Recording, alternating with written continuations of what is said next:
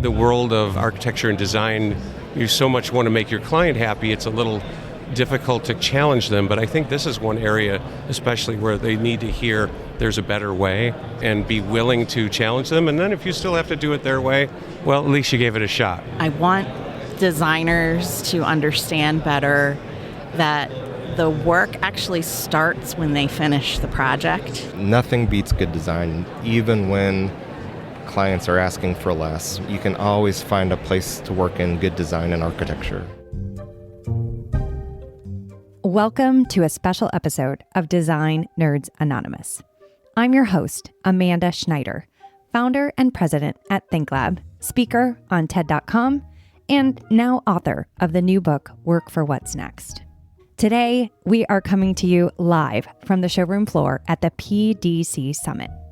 Now, if you're not familiar with that, it's one of the only events that brings together everyone shaping healthcare spaces.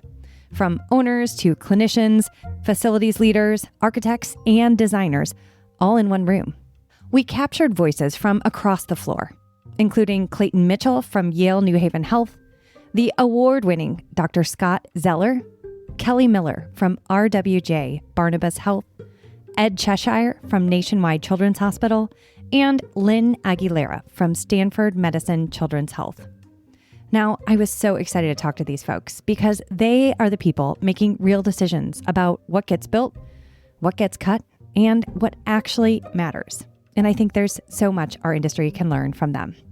So if you weren't there, consider this your front row seat. Let's get started. Clayton Mitchell. I go by Mitch in the industry. I am with Yale New Haven Health. I'm the Senior Vice President, Corporate Facilities and Real Estate. I also have a side title, Chief Systems Design Officer. The two words I'd probably use to describe a lot of my focus are resilience and future-proofing. And can you unpack those a little bit for us? Why did you choose those words? Yeah, in a sense, I believe future-proofing may be a subset of resilience, but we seem to be trying to balance two things in the same universe. The need to get through today and the need to prepare for tomorrow.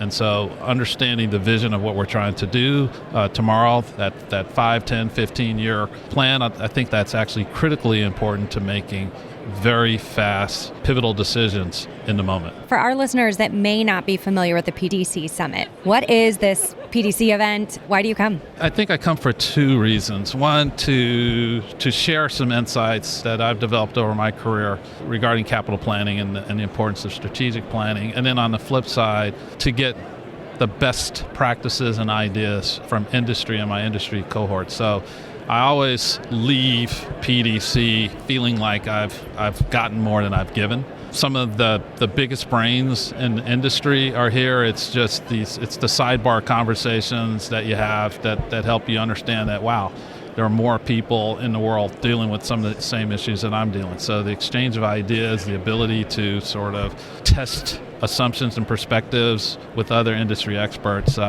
there's no better place to do that, at least in capital project delivery and capital planning, than PDC. Well said. And I think I'm always interested in bringing those hallway conversations to the mic. What is one aha, one connection, something that you've learned here that you think our listeners would be interested to hear about? This feeling that we can get greater efficiencies out of our contract vendors, whether they're the architects, the constructors, and the consultants, without putting in the effort ourselves as the owners.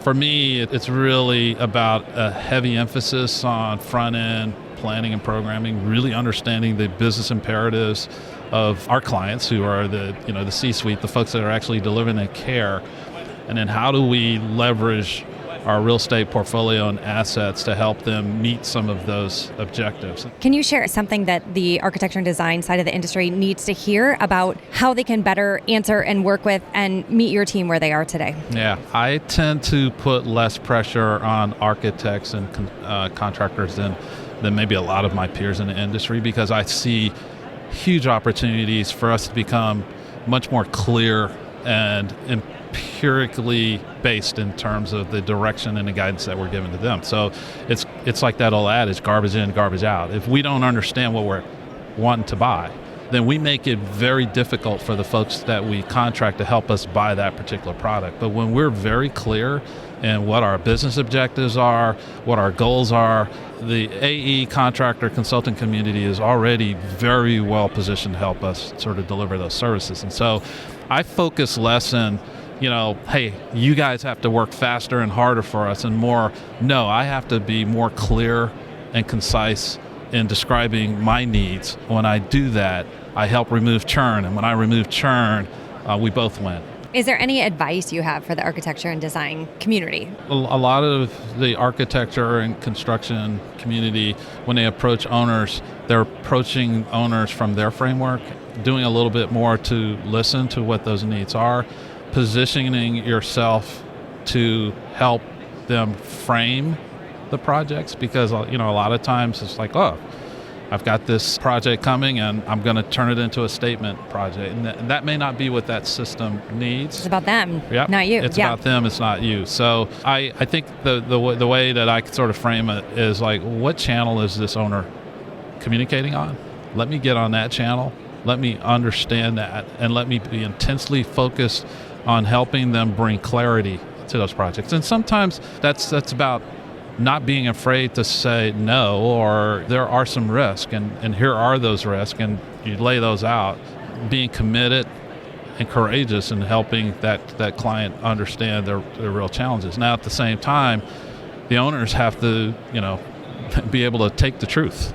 Harder than it sounds some days. It can be difficult. If I'm dealing with a CFO, how do I articulate this issue in a way that a CFO would understand? If I'm dealing with human resources, the same. If I'm dealing with clinical operations, the same. And so when I take that opportunity to translate into language that they can understand, I typically have better outcomes and results. And so I would argue that for our general contractors and our architects, planners, and the like, taking that next step to better translate their engineering and design concepts into language that the users can understand will help us as the owner's rep do our business. I love that. Well said. I've got a book coming out in May, and one of the chapters in the book is all around communication. So when you talk about communication, there are three things that I believe every effective leader, particularly at the executive level, needs to bring to the table. The first is a vision. The second is communication. And then I think the third thing is about character and integrity. At my level, I'm pretty senior in this business, but one of the most talented individuals that I've worked with was a communications major. She was a contract specialist for us, and we were able to convert her into a program management person. Now, you'd think somebody with those skill sets not being able to communicate with the architects and the engineers, but the reality of it is, from a communication standpoint, she understood how to translate their issues into issues that were more relevant to our business leaders. And so that really helped make her a highly effective communicator, if you will, of our and needs. A highly effective teammate, probably. Absolutely. Yeah, that's amazing. When you think about what matters to those C-suite executives, what is their goal? Like when they start a project and hire a team to help them execute on a project for physical space, what is the business goal that they're trying to achieve? Yeah, I believe that most executives in the C-suite are intensely focused on how do we get the organization back to black? No margin, no mission. And there's two parts of that equation. It's about being more efficient in how we deliver our current services in our current infrastructure. So how do we get better value out of our existing infrastructure? And then as we're growing and expanding, where do we need to be? How do we get into those markets as fast as possible? And then how do we sort of expand our influence and expand the care that we're delivering to a broader community that ultimately comes back and helps us make those margins that we need to continue to recapitalize ourselves going into the future. How do you look at physical space as an asset to help that C-suite achieve what they're looking to achieve? Yeah, I think that's a great question, because it starts with looking at that physical space as an asset. If you think about the way that we thought about space 5, 10, 15 years ago, it was free. Everyone thought, well, the space is here, it's free, there's no cost for us to be inefficient in use of that space. And I think today and going forward, we understand that there's a square footage cost to maintain that space, to provide energy for that space. Really, the opportunity cost of that space versus someplace else that we actually need the space.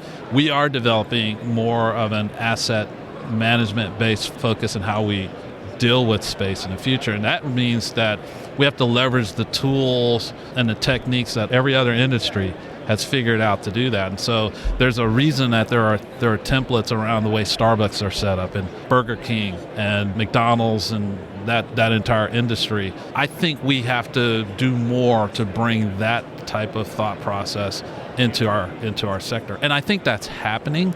I just don't know that it's as structured as it is in those other industries. And so it's that constant march to getting to an operating plan that fully aligns the workflows and how we deliver our service with the built environment and infrastructure. And there's still more to come. Yeah, curious, in the healthcare sector, like in corporate, it's obvious, right? We learned in very recent years that we maybe have to work without an office sometimes. What happened in healthcare that caused this shift to look at the ROI on that physical space? Bear in mind, you're listening to this from the perspective of a real estate facilities person. I was a legislative assistant to the Senate Majority Leader back in 2000 when we were looking at healthcare for life for the military. But in that realm, I also learned that a lot of the cost of healthcare in the United States prior to, say, the 90s and the 2000s was delivered by large group organizations. They supplemented our healthcare to a sense. And so, a lot of systems were making margin hand and fist. But what we've seen is a trend of large group insurers sort of backing down, and a lot of those insured costs are falling to the consumer. And so there's not that manna from heaven coming down to supplement all of our healthcare expenses. Now we have to be tighter in overhead expenses and things of that sort. And that's caused us to look really deeply, not just at real estate costs, but every aspect of care delivery. We're last to that game in compared to other industries. We're going through the process of becoming more efficient that industries like service and hospitality, manufacturing went through 20, 30 years ago. Well, the good news is we are diving into a deep research project about this at ThinkLab. So we hope by 2027 to have some insight that we can share with you. If you're going to be at Healthcare Design, we'll be doing a hackathon there where we share kind of early peeks at this, because it's trying to equip people like you with the data that you need to kind of talk to the C-suite. I'm going to make a pitch for industrial engineers too. That is my background, and I think the industrial engineering background sort of helps you have that systems approach. How do people, processes, and technology come together to deliver more efficient outcomes? And so for a long time, I tried to sort of put aside my academic background and sort of learning how manufacturing systems come together, thinking, well, that's not really relevant to healthcare. 30 years plus later, I'm saying, no, they're completely relevant. I love getting up every Monday morning to see, hey, what's in front of me. It's not about just fixing problems for today. It's systematically creating a programmatic infrastructure and an operating plan so that we're not only fixing today, but we're leveraging that to sort of position us for tomorrow. Dr. Scott Zeller, physician, psychiatric physician. I've worked in emergency departments for my entire career. And in the last 12 years or so, I've been helping 400 hospitals to improve their emergency psychiatry programs, most of whom have opened empath units. And empath is an acronym that stands for Emergency Psychiatric Assessment, Treatment, and Healing Unit. And it's a generic name. It's not like a brand name or anything like that. It's like ICU. But instead of everybody who comes in with a psychiatric emergency being stuck in your ER waiting for you to transfer them to a psych hospital, these are very therapeutic environments that are right next to the ER that patients can be moved into. Turns out 80% of them can go home after some treatment and get better, and instead of having to be held for a psych hospital. So it's better for the patients, it's better for the ER because we get those folks moved to better care, more quick care, and that opens up beds in the regular ER for non-psych patients, and it's win-win-win across the board. And tell us a little bit about the award that you got today. Oh, so I guess it's called the Changemaker Award, and they do it every year for somebody who had some kind of impact on the industry. And empath units are such a new concept, and they've really kind of taken a lot of the design and healthcare industry by storm. And so there's now 60 of them operating in the U.S. By next year, there'll be 100. They're in 5 other countries, and I was just talking to the NHS in England. I think we're going to have 10 in the United Kingdom. getting built in the next few months. Amazing. Yeah. And this is all in response to not just our country, kind of our world's mental health crisis that's Yes. happening? Okay. Yeah. What's causing this increase in mental health issues? Do you have an opinion on that? I mean, maybe that's off topic, but Yeah, I think if I could figure that out, I might be worthy of a Nobel Prize in medicine. well, maybe that's next. Yeah, but so what's amazing about it is that over 10 years, the last time they did a longitudinal study, so from 2006 to 2016, the number of people coming to hospital ERs for reasons around suicide went up 414%.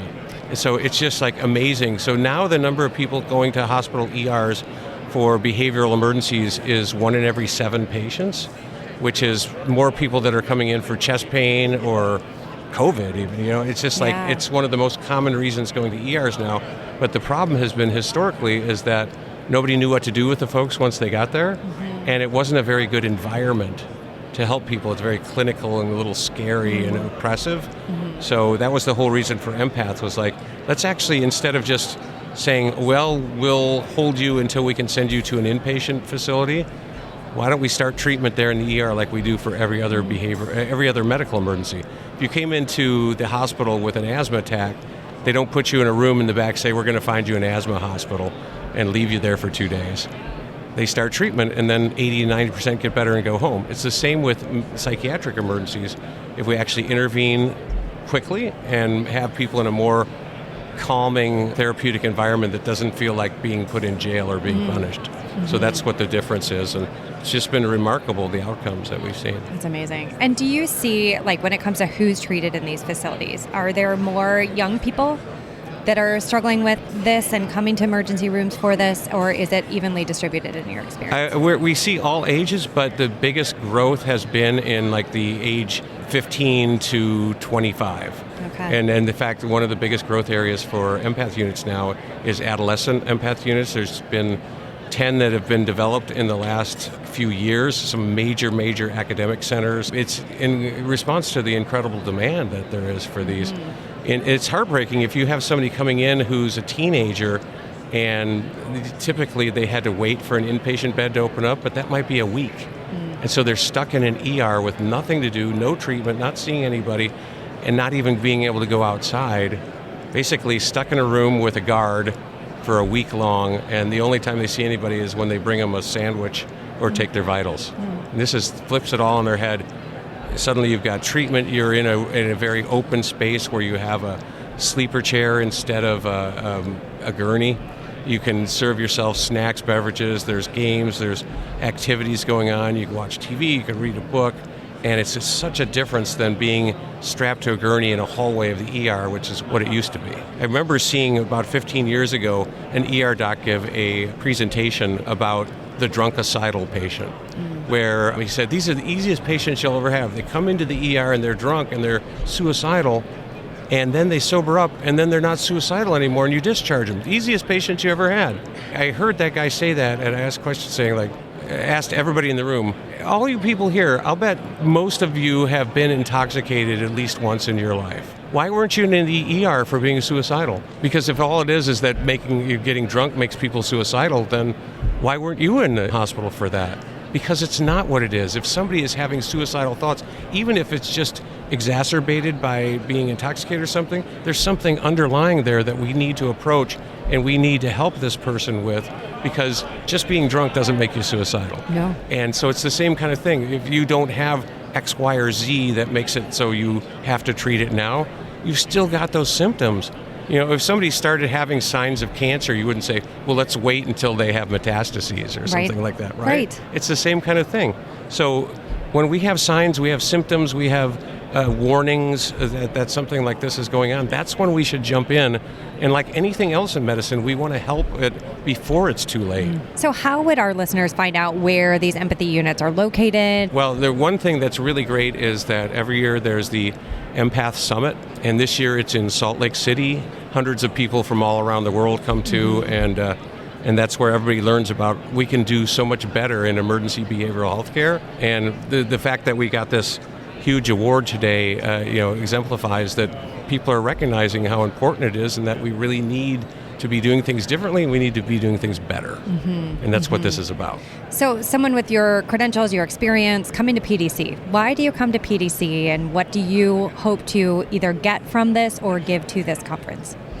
What I have found is, and because this is my second one, and I was here last year when it was in Atlanta, people are really interested in new ideas and embracing change and positive developments, and much more so than I even see in medicine or in psychiatry, where people are kind of like, who do you think you are? The PDC really seems like, hey, you've got a new idea, and this will involve the planning, design, and construction world. Tell us about it. They'll actually listen to you, and I don't see that in a lot of other places. Yeah. What do we need to be talking more about as it relates to ROI in a capitalist society? Because we all can connect with the human and the human's needs and faster healing, but that's not necessarily what makes the financial decisions today. Well, this is the part that makes it most fun to tell people about empath units, is that the ROI is incredible. Right now, when you have somebody just going to the regular ER, if they're for a psych reason, on average they stay there 3 times as long as any other kind of patient, and there's no reimbursement for them because you're just holding on to them. They're boarding, waiting to go somewhere else. So it's a not reimbursable service, but they're taking up beds that other patients could be using. And the way you make money in emergency medicine is you shovel the sidewalk while it's still snowing. As soon as you get somebody out, it's filled back up again, and that's where the revenue comes from, and that's how you make money. So if those beds are being taken up, that's going to be losing you money because you can't fill those. You're just having a non-paying customer taking up space. But also, the way that emergency behavioral health goes is that in most ERs, they're required to have a 1-to-1 sitter with each psych patient, and you got to pay those people too. So, for example, they did a study of the empath unit at the University of Iowa, and they showed that within the first few months of opening, they saved the ER close to $1 million by eliminating the need for security, for sitters, for not being able to turn the beds over, for patients leaving without being seen. So there was a huge return on investment just for the hospital. But then for payers like Medicaid, Medicare, private insurance, we avoid the need for an inpatient admission in 4 out of every 5 patients. Each one of those admissions costs $10,000. A stay at the empath unit is $2,000. So for every $8,000 you spend, you're going to save $30,000. That goes up into the millions very quickly. There's a hospital in Sacramento, California, that did a study on it. They showed they saved Medicaid in the first 2 years they were open $34 million. Wow. By giving people better and more prompt care. It's win-win-win-win. Yeah. So are there a lot of our listeners, you can tell by the title, Design Nerds Anonymous, are in the architecture and design industry. You've obviously worked with a lot of those folks in designing these units. What does that audience need to hear about where healthcare is today or where it's headed? In my own little niche, there's a much better way than we've done things historically, and the clients need to understand that just because they think that's the way it's done, that maybe there's a better way, and they should be amenable to looking at it. And I think a lot of times the world of architecture and design, you so much want to make your client happy, it's a little difficult to kind of challenge them. But I think this is one area especially where they need to hear there's a better way, and be willing to challenge them. And then if you still have to do it their way, well, at least you gave it a shot, right? But we have plenty of peer-reviewed major journal studies that show how incredibly superior this is for all the things we described, but also we eliminate almost all workplace violence, all patient-to-staff assaults, all those kind of things, which are important to every C-suiter, because that's the biggest complaint they get is when their staff feel like they're in danger. And so what do? They put up a sign saying, violence isn't tolerated here. Well, the person who's assaulting you may not have read the sign. Right. Or stop to think about it. Yes, yeah. But why don't maybe if you change the way you do things, there won't be those risks of violence, and that's what we try to do different. What should we be talking about at these conferences that we're not talking about enough? Acute and emergency behavioral health. And people are starting to understand it's a big issue, that it's huge, that 1 out of every 4 people in the U.S. is going to experience a behavioral emergency in their lifetimes. And it's not something you can just say, sweep it under the rug, or it's their fault because they are a bad person or something like that. Or wait till it metastasizes. Yeah. Because One of the things that often people think, it's just like, oh, well, they're weak or they're a bad person, so they had this psychological problems. But these are not psychological per se. These are medical problems. And when we come into the ER, you would never yell at somebody and saying like, hey, what's your problem? Stop having chest pain. Sit down and stop having chest pain. But we will tell people who are having symptoms of a psychiatric emergency, sit down and shut up, what's your problem? When it's really, those are just the same symptoms for their disease that chest pain is with cardiac disease. Right. Well, and with cardiac disease, we've learned diet, exercise, stop smoking. What is the dialogue that needs to start happening to prevent? Eliminating the stigma and making people realize that this is not a personal failing or something they did wrong or they're a bad person, but that this is an illness like any other illness. There's nothing embarrassing about seeking help. And the earlier that you do that, the better your chances are that we're going to avoid those serious psychiatric emergencies, and we can find you the help we need, and hopefully you can live a happy, healthy life just like you found you needed to go on blood pressure med. Right. It can be just as simple as that. Right. Kelly Miller. I am an architect, and I work for RWJ Barnabas Health. We're an academic health system in North and Central New Jersey. We have 14 acute care facilities and hundreds of outpatient and ambulatory facilities. It's I believe, the largest employer in the state of New Jersey at 45,000 people. So it's a machine, and they're trying to do the best they can to serve the communities in North and Central New Jersey. For them, they're Assistant Vice President of Planning and Design, so I work in our Planning, Design, and Construction department through Facilities Management. So I'm a corporate employee serving all of the campuses. A small job. No big deal. Wonderful. If you were to give us one word that describes the biggest challenge in healthcare projects right now, what word would you choose? Funding. That's come up a lot today, but tell me more. You can imagine a large health system has hundreds of projects that need to come forward at any given time, and we have to fit them into the capital plan, and they can only do so much all at one time. So it's a challenge, especially in today's economy. After 2021, the price of things just skyrocketed. The escalation is tremendous. It's a hard pill to swallow, and any delay adds escalation exponentially to the cost of projects, and it's just really hard to explain that to the finance team, this ugly thing that's there that we can't do anything about. You can make absolutely no changes to a project, but if it sits for a few months, its cost will change dramatically. So you're having to encourage quick decision making when that's not the way they're accustomed to working. So it's a really heavy balance to have to pull off. What's broken? Obviously inflation, we can't fix that, but is there anything that is in our control to fix? Where do you see maybe something that we should be rethinking that would help us, obviously not lower the price, but maybe make the process smoother so that we can get to a better end result easier? Yeah. One of the things that I try to offer to our corporate team is flexibility to the fullest extent that I can. Give them options for different ways to implement a project, make recommendations for things that they could maybe defer without a major penalty, or just design in extra flexibility for things that they can fit out at a later time, but focusing on the main or key planning units of the project that are going to get them the best return on their investment up front, just to steer them to think about it strategically and for the lifespan of a facility or a project itself, to think beyond the first cost of things, and have a big picture strategy baked into the design for how they can implement the work over time. It's interesting because in a sector like hospitality, it's easy to think about your RevPAR and you think about some of those terms and the direct business result of being able to attract and retain clients.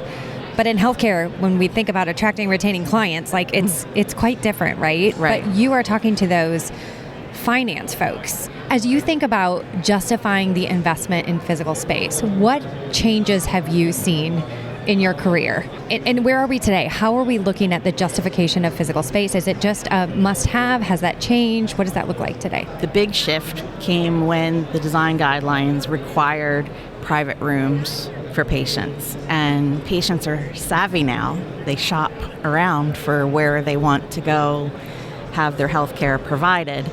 And so they know the difference between what a private room is and what a semi-private room is, and that's subpar now. So now it's a code requirement, so we don't have a choice when we're designing new that has to comply with the new code requirement.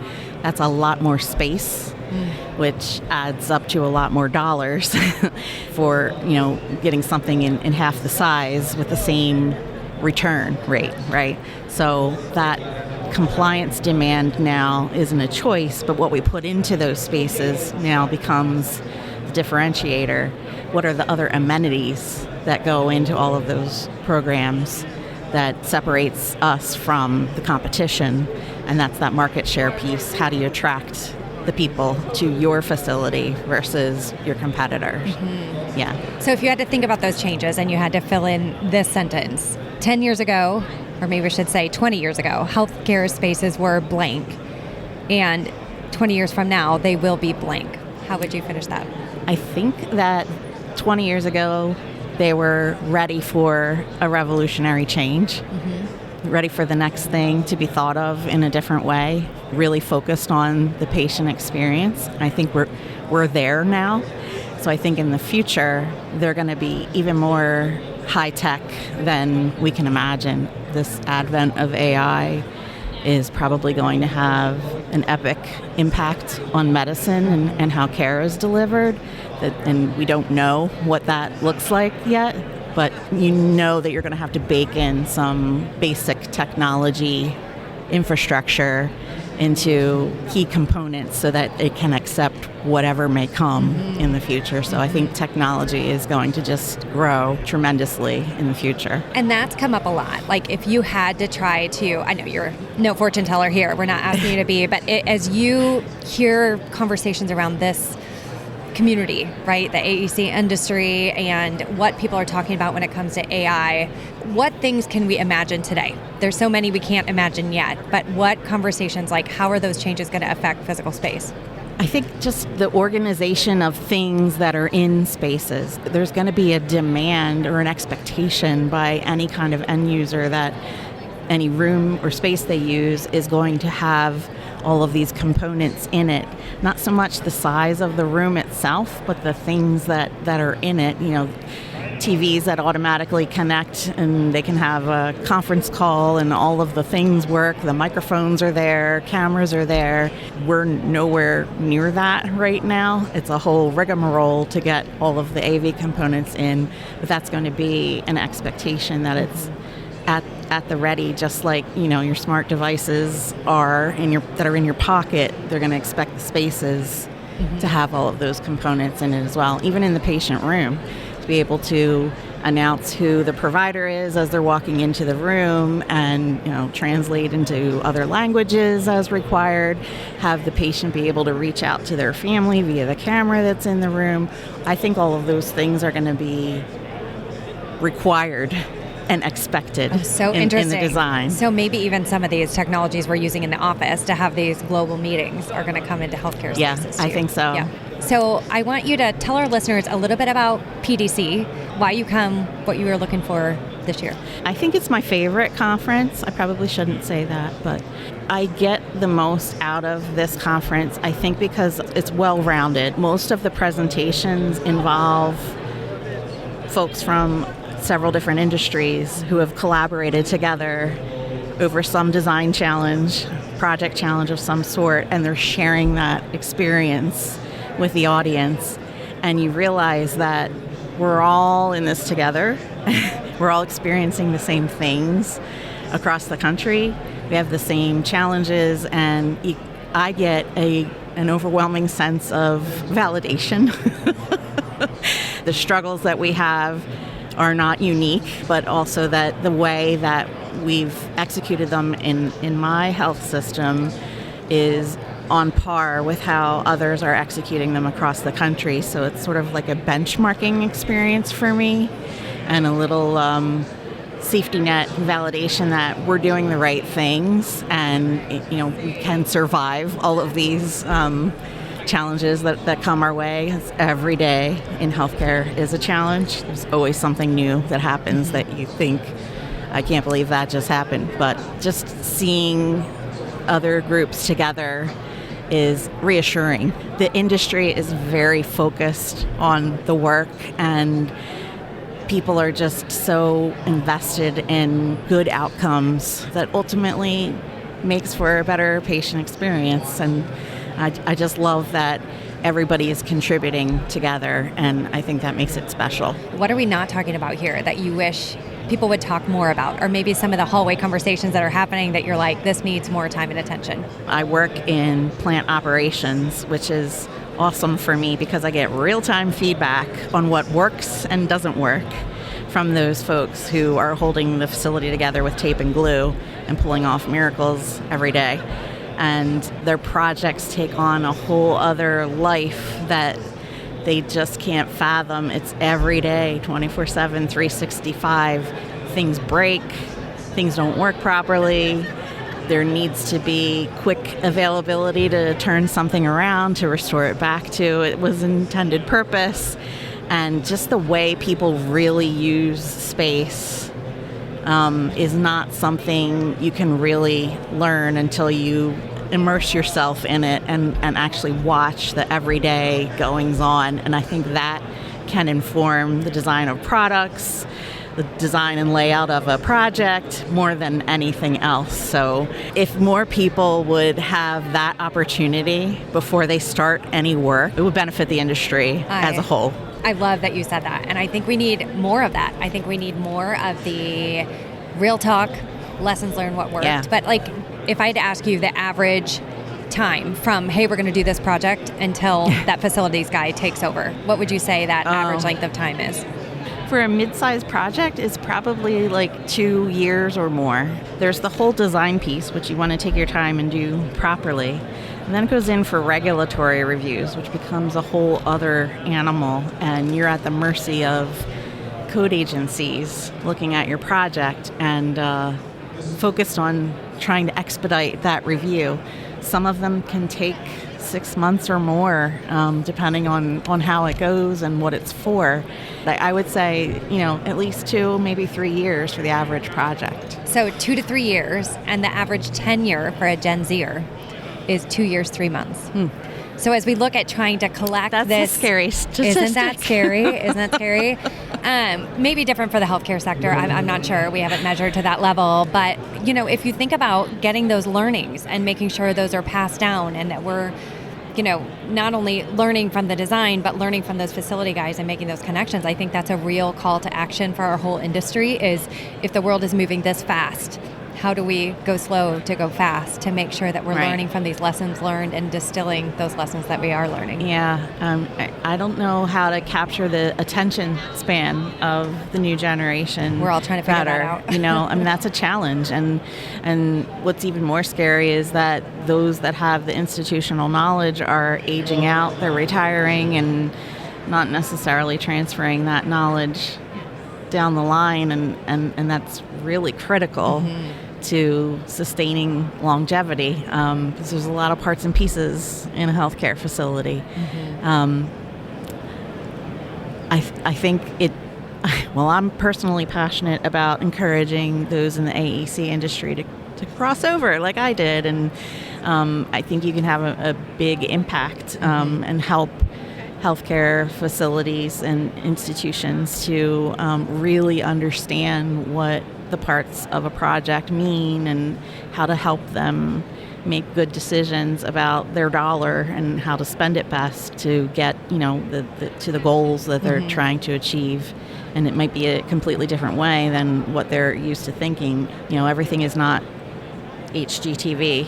It doesn't happen like that. That's not real, but that's what they know and see, and they don't understand why does it take so long? Why is it so expensive? And they just can't maybe they don't want to hear the real truth, they don't want it to be that expensive or to take that long, but the AEC industry folks have that knowledge and expertise, and they can be so impactful to help health systems understand that better and give them some options for how they could pull off, new things that they're trying to do. Wonderful. Sometimes the best way to learn is to just jump in and do it. Try, Yeah.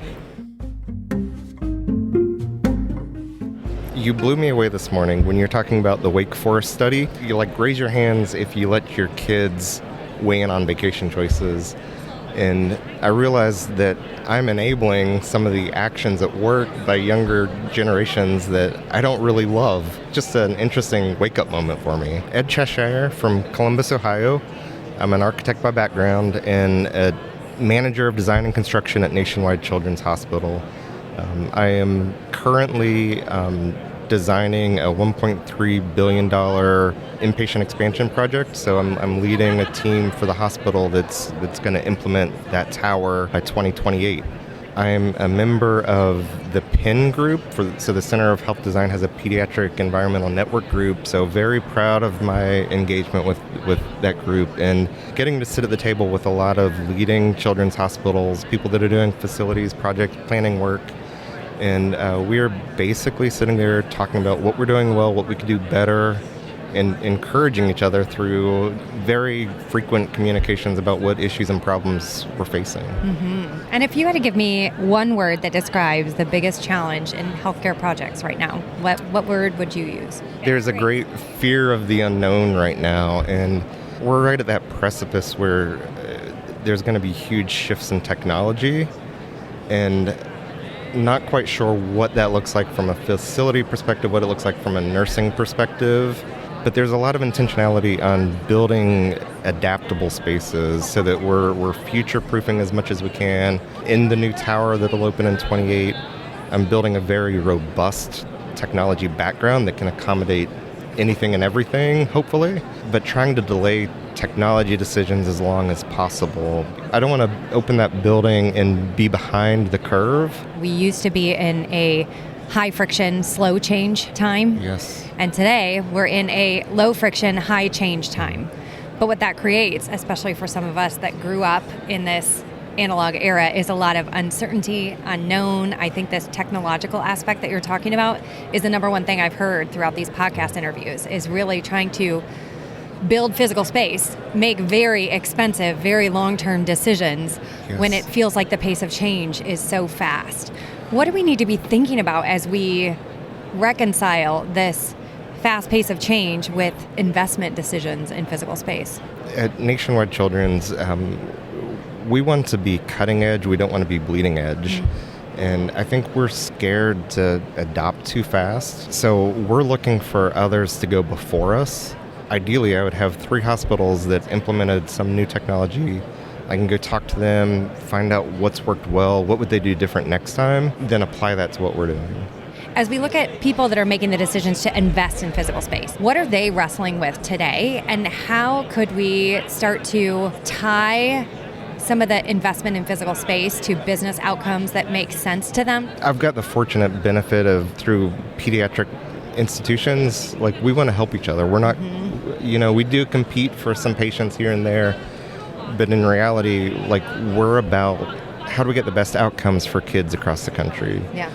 But we have to be smart because we do compete for faculty. I want the best docs.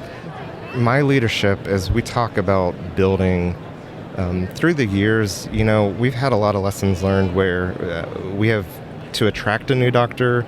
We may do a very custom space for that person, and then they leave. So we're doing much less custom. We find that custom equals risk. So how do we think about spaces that can be universal, that can flex when somebody leaves? And you'll hear people talk about universal patient rooms. How, everybody's working towards how can we get rooms that can flip from NICU one day to something else the next if needed. Today, if you look at our nursing staff, we get a lot of new people. We get people that have been there a year or two, or they've got a couple years, 10 years a nurse, and then they're training the new nurses. So we're thinking different about how important training and onboarding is. How can spaces be more intuitive? And just simple things like when I walk into a patient room, where do I find the glove dispenser and the hand sanitizer? Can I build a muscle memory so that in every room I'm going to the same location? Like the light switch when you walk into the dark. Absolutely. So there's little things that are becoming really meaningful. Wouldn't it be great if there was some sort of standard that you're working towards? You're building buildings that react to this base knowledge that they've trained with somewhere, somehow, in another It's almost like a rental car, right? You know where the gas and the brake is, Right. and you know generally where the gear shift is. Now, Right. if they can only align the radio and the air blasting and everything else when you get into a rental car. But I love that idea of how do you kind of create these standards and muscle memory. Yes. Yeah. Is this your first PDC summit? Yeah, this is actually my first PDC summit. Okay. I do conferences quite a bit, but Okay. this is my first PDC. And how is this different than other conferences that you've done? Or maybe why did you come? So I'll tell you why I came. I come for the networking. I come to see people, and I always leave inspired. Mm-hmm. It's the people that you talk to at conferences that really matter. Yeah. And just walking around the showroom floor, like I see suppliers that I'll see every, a couple times a year maybe. But these are people that are really dedicated to getting the parts and products that the hospital needs out to market. And it's so fun to go shake a guy's hand and say, hey, I'm looking for something that does this. I come back 2 years later and they've got what I was looking for. And every once in a while you say, hey, remember you gave me that comment and check this out, like we've accommodated it. That is a really fun part of my really job. Rewarding. Yeah. I bet. Yeah. What's something that we're not talking about that we should be? I loved your generational talk today, and I think that what worries me as somebody that's growing in their career, I'm not ready to retire yet, but the next 10 years for me needs to be about how am I coaching people around me, and broader than success planning, but my community, the community of construction workers, the community of clinicians that want to know more about how we make space planning decisions, the designers and the architects. And there is like a knowledge gap out there with young architects, young designers. And like since the presentation this morning, I've been thinking about it. Like I want to go back to Columbus, and I want to start getting some of those guys together, and let's go have lunch, and we're going to go out and see how a stud wall is put together, and then let's sketch it and talk about like why you would do this or why the contractors did that. There's so much out there that I think us as the older generation can help coach on. And Right. I think about when I was in architecture school way back, there was an old guy that trained on the GI Bill, went to Harvard, after the war, and he taught me to draw. He sat there, and as he was drawing lines on the paper, it was like really magical to watch. And he's like, okay, so I'm drawing this line. I'm thinking about how is that line meeting the base foundation? How is this line meeting the roof? How am I preventing water infiltration? How am I preventing air infiltration? So the act of him drawing was him working through a series of problems. I lost that when I started working in AutoCAD, and then I feel like a lot of that is totally gone now in the Revit 3D environment. And I would love to get back to how do we encourage architects to think about being a master builder. Mm-hmm. So if I came in and I said, hey, I've got some advice on how to do your podcast. I've never done one before, but let me give you some advice. We've kind of put architects in that same position. They've never built a building, and they're out there trying to coach the contractors how to do something that they've never done. And I think we've got things a little bit backwards now. One of the things I think that is a really big part of learning is being open to those mistakes. Do you have a project that you could talk about that maybe something didn't go well? Because I think we need to be more open to sharing these. Yes, I would love to. So I had the opportunity to build a psych unit, a pediatric psychiatric unit that opened in 2015. So we built a 16-bed unit, and at that time, the focus was totally on patient safety. And we built a really safe unit, and Unfortunately, it was almost prison-like. We did some pretty colors, we did some nice art on the wall, but it felt punitive, and it sent a message to the kids in that unit and the parents that, boy, something's wrong, I'm being punished for being in this environment. Fortunately, though, because behavioral health, the service line grew so fast after we built our first beds, I had the opportunity to redo and rethink how we do behavioral health at the hospital. So we actually did some mock-up rooms, we did some focus groups, and we brought parents into the hospital to talk to us about what's it like to have a child in a behavioral health unit. And we actually had brought some families in that had lost children to suicide. And they talked about the day that you hear your child's try to hurt themselves, that's the worst day of your life. And we realized that we had built a unit for those kids rather than building them for our kids. And we started to change our focus at the hospital to think about, if my child's got to be in a psychiatric hospital, what do I want that experience to be like? And we actually, because of that, we were able to build a beautiful building where we started to address stigma. We started to tie in comfort features so that the kids have choices. We started to build environments that are warm and welcoming so that when you come into the unit, maybe you can engage a little bit faster instead of feeling like you're being punished. What if you can engage faster with the staff and I could get you out of that unit? So we actually saw the average length of stay drop in the new unit because kids were getting out faster, which is just amazing. What you want, especially in a mental health Absolutely. unit. Absolutely. Yeah, that's amazing. Anything you can do to encourage behavioral health research is important, and it's going to make a difference. Yep. We're going to get there. Wonderful. So come to Columbus and see our behavioral health pavilion. It's amazing what we're doing in Columbus. Love it. Love it. Anything else you want to say to our listeners? No, Any just, advice for them? You guys do really important work. Design is very important. So stick with it, hang in there, and nothing beats good design. Focus on good design even when clients are asking for less. Space and budgets are important, but you can always find a place to work in good design and architecture. So I'm Lynn Aguilera. I'm the Executive Director for Strategic Space Planning and Transition Strategy at Stanford Medicine Children's Health. As a consultant, I started in 2013. What I oversee is construction projects, really any projects, no matter how big or small. One of the things I'm passionate about is the clinical voice when you're renovating in an existing facility with patients, and with my background being nursing, it's so important to just keep the patients and the families and the staff just feeling comfortable in their space the entire time. What is maybe one word that describes the biggest challenge in healthcare projects right now? So I was thinking about this after I read the question, and the first word that came to my mind several times is money. There's so many issues about reimbursement, about how you get anything funded, and unfortunately it's really sad. I've been a nurse for 30 plus years, and I've worked in county hospitals, I've worked in community hospitals, and now I'm at an academic medical center. And it's just so different being, at the federally funded hospitals versus the privately funded hospitals, and we're a nonprofit. Where are hospitals struggling? How do we make the connection between physical space and money? Because for corporations, it's easy. We want to get people to show up, we want them to collaborate. Yep. For hospitality spaces, there is a measure of trust and return on investment because they get visitors to come to their hotel. Yep. But hospitals, what is the missing element with this financial piece? Because it seems very disconnected.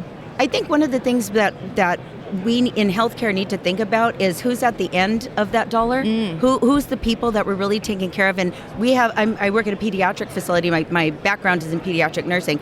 When I would do these 12-hour night shifts, and I would tell folks that when they get the patients or the parents would get a little testy, or I'm like, you know what, they don't get to go home. We get to go home after 12 hours. So when you're really trying to invest in something, think about the person at the end of that. And that includes staff nowadays. All of I feel like finally they're talking about workplace violence. I have been hit, I have been hair pulled, I've just all these, and I worked in peds. It's not like, adults are doing this. It's everyone. And before we get leered at or these awful things, and you just took it. And we're no longer doing that anymore. And I'm loving that security is now taking a forefront. So I think the other part of that, like, how do we look at what we're funding? It's really got to be about the people who are going to be in that space working and the people who we're taking care of. So you made the decision to come to this conference. Yes. You do other conferences because we've seen you elsewhere. Yes. What specifically appeals to you about the PDC conference? What did you come here looking for, and did you find it? Okay, yes, I did. So Go I ahead. came here to present. One of my passions is bringing the clinical voice into construction and design and all of that process. Love it. And what I come to PDC, and I think my first conference was maybe 3 years ago, and it was really, because it's very heavy facilities focused.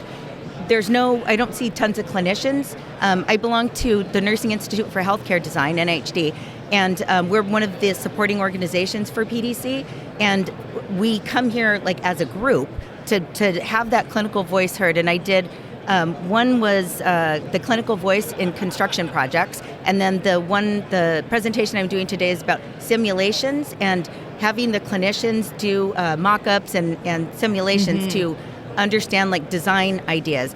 So why I like PDC is these are not my people, right? I'm nursing. The audience looks very different than a lot of the conference that I've been to. Yes. Yeah. So I'm hoping to, pull 1, 2, 3 people into thinking like, oh, maybe we should have the clinicians at the design. I'm here with the facilities person, and he said, oh my gosh, bring the clinicians into the design, because when you just stick them into the design that you've designed without their input, it's awful, because you just spend all this time trying to fix it. Instead, bring them to the forefront of it. Let them help with the design, and then they'll be happy to be in that spot. And what is one key takeaway from your presentation, either of them, that you think that our listeners need to hear? I think everyone needs to have a clinician in their project, starting at visioning, design through construction. One of the things that I'm super passionate about also is the logistics that go within, like, when you build in a live hospital, you have to think about noise. You have to think about turning off plumbing, connecting electrical. You turn off your electrical systems for the entire hospital. Like, that's scary. You need somebody who understands what it's like to be at the bedside, telling that family, telling that patient, like, okay, the lights will be off for a half hour, and they'll come back on. You really need somebody who knows what it's like to be in that situation. So my passion is getting that clinician into those construction projects. So if the key takeaway for me is involve us. We want to be there, and we might not know what we're doing, but then you become friends with the facilities guy, right? And they can explain to you. So it's really interesting. We translate to each other all the time. Yeah. And I've been in this business for since 2009. And I still don't know. That's not my expertise. My expertise is clinician. So I think just really involving listening, right? Listening and involving that clinician at the point of care. Yeah, absolutely. And aside from your presentations, what is one connection you've made, one presentation you've attended, something that you've learned here that is different from other conferences? I went to a panel discussion where they had the Pediatric Environment Network, and I think it was just the different. There was an architect, a VP over operations, and then I think a designer. But it was all just the different perspectives, and they had the same questions, but it was all the different perspectives. And I don't think when you go to different, again, like maybe nursing folks, you don't get that. So I think that the key takeaway is listen to everything. Yeah. Like I think my voice is important, but so is theirs. Yeah. So as much as I say listen, I need to hear. Yeah, I think we use the elephant example at the hackathon. Yes. But everyone's seeing it from a different point of view. The elephant example for our listeners is one's describing the trunk, one's describing the tail, one's describing the leg, and they're all right, but they're seeing it from different angles. Yes, I love the hackathon. I didn't know what to expect. Yeah. And then I invited a couple of other people. I'm like, just go with me. I don't know what to expect. And we still talk about it. I love it. It was just it was so rejuvenating. Yeah. If you had to speak to other people in similar roles about why they should attend our hackathon at HCD this fall, what would you say? Oh, I definitely would say perspective. You are so focused in what you want people to see, but listen to other folks. And I think I was at a table with a lot of architects. Yeah. And I don't think like an architect at all. So as we dive into our 2026 research that will be our coming hackathon, one of the things that we're exploring is the role of physical space in an era that keeps getting increasingly digital. Yes. If you think about healthcare, something like a hospital, you're still going to have to go to the hospital, but we can do a lot of remote care, virtual doctor visits, things like that. So if you had to complete this sentence, in the past, the role of healthcare spaces was blank, and in the future, the role of healthcare spaces will be blank. What are the two words that you would use, or how is that changing? I have to say security. What we took as that's just what you have to live with, because you're a hospital and you're taking in the sick, right? You need to care for these people. We as healthcare people, we take it. We would take the abuse. We would take the workplace violence. Finally, we're at a point where we're saying no. You cannot talk to people. You cannot strike people. You can't do these things to any other profession. In 5 years from now, I think security definitely, I'm happy to see that going in the direction that it's going, but I think it's going to be technology. How we're going to outgrow technology faster than we implement it. We're already doing that, but it's just so much. I mean, AI itself, right? AI is just mind-blowing. And so I think we're going to outpace ourselves. And how do we catch up? Yeah. How do we make hospitals not be old before they're even open? We hope you've enjoyed this special episode of Design Nerds Anonymous. And we've got more live research events coming up at ThinkLab. So if this sparked your interest, let's connect. Feel free to reach out to me, Amanda Schneider, on LinkedIn, or you can always just follow this podcast so you don't miss what's next.